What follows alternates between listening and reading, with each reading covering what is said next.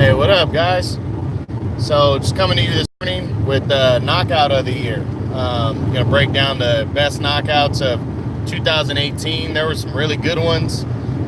First, I want to cover just to go back to last year and take a look at the knockout of the year for last year. It's crazy because I chose a body shot knockout when Terrence Crawford pretty much folded Julius Indongo in half with a body shot to become the undisputed junior welterweight champion. You know, looking at that, I think it was a good call. But this year, I'm leaning more towards the knockout itself. Like if you put the guy to sleep, or if he just flat out could not get up, stuff like that.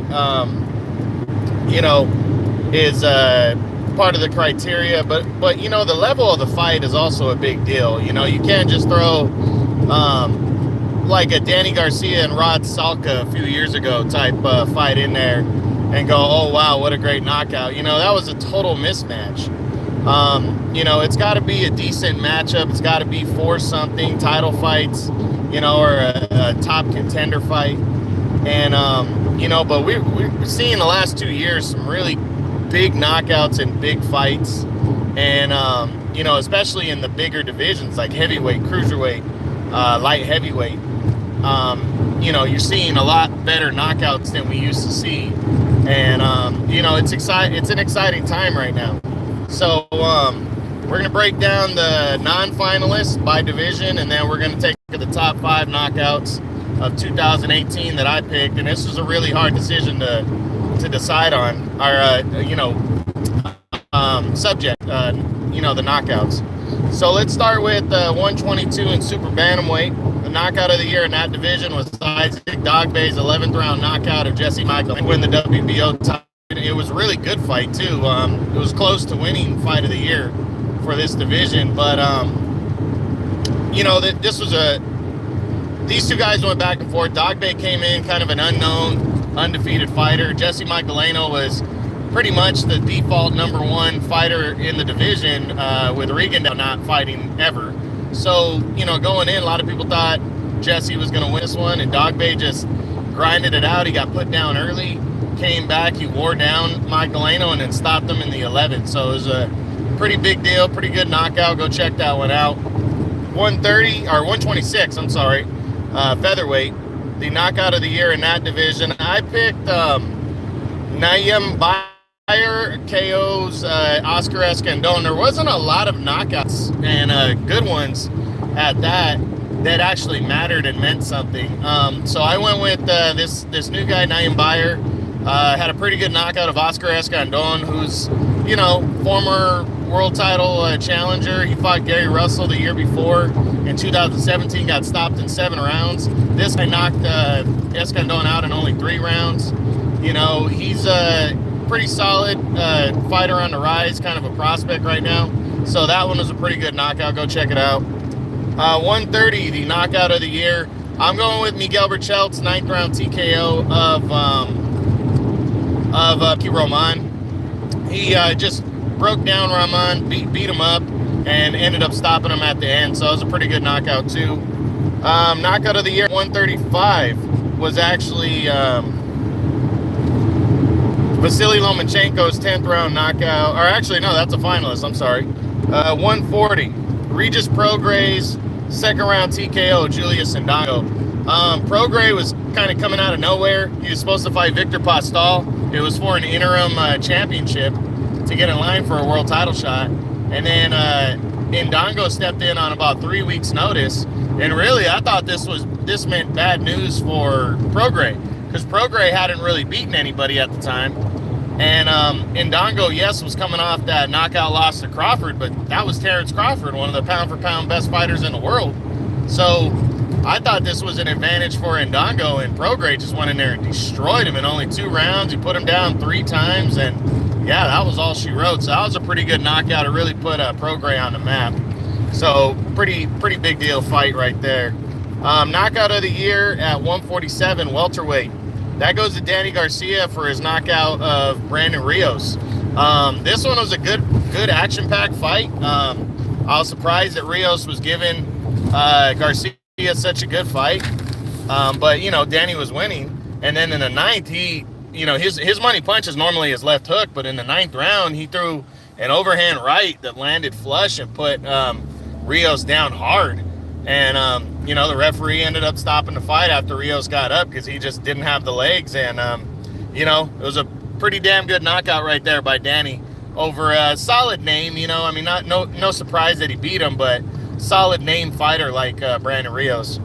Knockout of the year at 154, which is super welterweight. That goes to Jaime Munguia's 4th round TKO of Saddam Ali.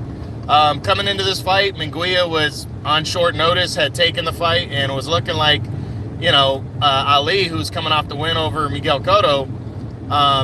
He looked like Ali was just, staying busy with a decent defense over a young fighter, and Munguia just rolled over Ali. I think he knocked him down 4 times in 4 rounds and stopped him pretty impressively to take the WBO title. So that was the best at 154. You should check that out.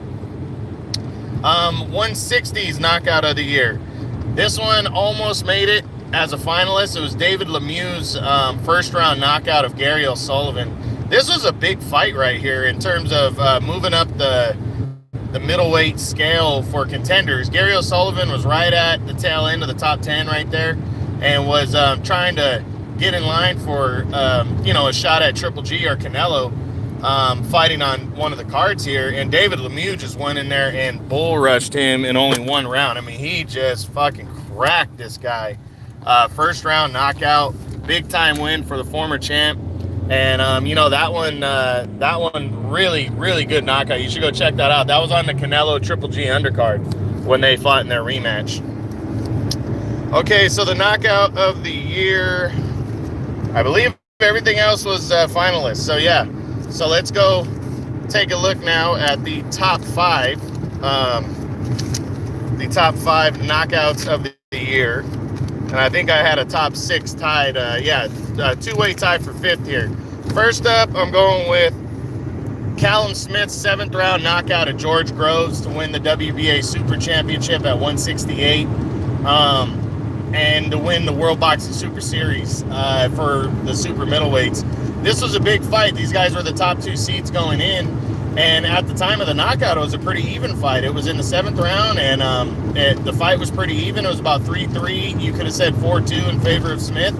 And he just caught him with a vicious punch and put Groves down. And Groves could not recover. He couldn't get up. And, this is a big-time knockout and a big-time fight right here. So this one goes tied for 5th. Round TKO is